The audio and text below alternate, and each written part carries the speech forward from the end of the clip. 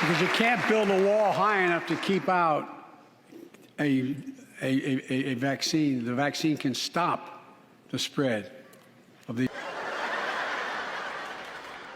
recovery. Get rid of outdated rules and stop doctors that stop doctors from prescribing treatments.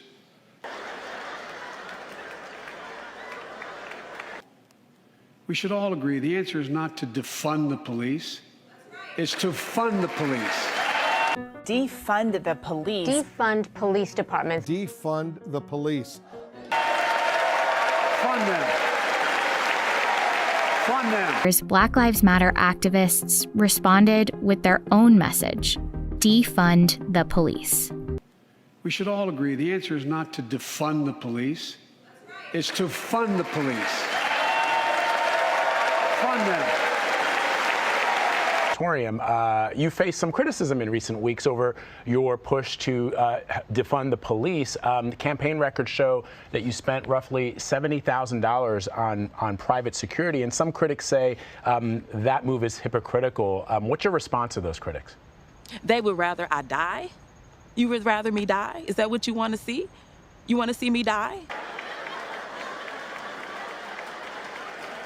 We'll buy America to make sure everything from the deck of an aircraft carrier to the steel on highway guardrails is made in America from beginning to end. All of it.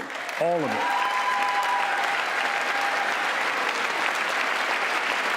Yeah.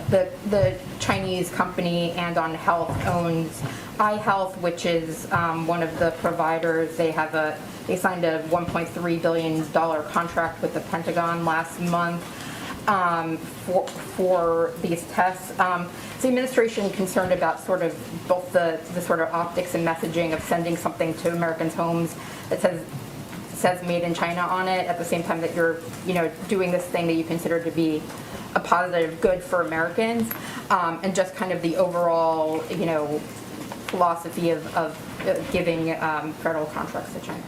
Well, I would say our objective continues to be to increase U.S. manufacturing capacity of tests.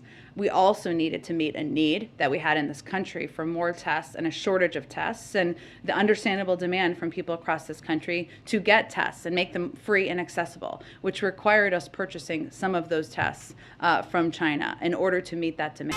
Oh, I love trash. All right. So about an hour and 2 minutes or so, President Biden delivered a speech, a State of the Union speech. Lindsay, I just got to take a couple of minutes. This man was delusional. He, at times, was a bad liar. He was disconnected with reality. He ignored some of the biggest pressures of America, namely inflation, very quickly. He talked about Putin. He talked about Ukraine. He talked about the ruble falling apart. He said a $630 billion war fund was worthless. He's wrong. It's down 35%. It's still worth $400 billion. He talked about releasing 30 million barrels of oil from the SPR. That's about a day and a half's worth. It has a zero effect. In fact, while he was saying that, oil was rallying on the global markets. It's up $5 a barrel during that speech, up $5 from where it closed, $9 a barrel higher today. He went on to talk about how his infrastructure plan worked. We'll see if that worked. Let's see our roads and bridges going forward. He talked about the pandemic causing the inflation. That is absolutely insane. And then he said something very interesting. He said 1/3 of all inflation was due to car prices, car prices going higher. Well, that may be true, Mr. President, if you exclude food and fuel, which are the main drivers of inflation in America. So I never mentioned that one as well.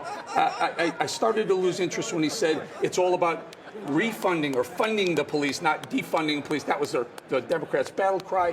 And finally, when he said it's time to end cancer, I threw the pen down and said, well, why didn't we think of that, Mr. President? I'm sorry for occupying your time. Thank you for appeasing my little rant here, Lindsay. No, I enjoyed it, actually. But I think you're so right. He really was out of touch with the American people. If you listen to that speech, which we did, you would think we were in a great place right now. You would think America was thriving. I don't think any American who listened to that speech thinks that this president knows what's actually happening in the state of America and in the state of the world. He acted almost like we've won against Putin. It was almost a raw speech, as if we have already won against Putin, which we have not. Let's go, Brandon.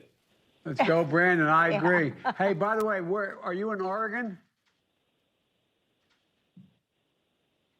Where's your home? I think we lost him. Yeah. All right. Okay.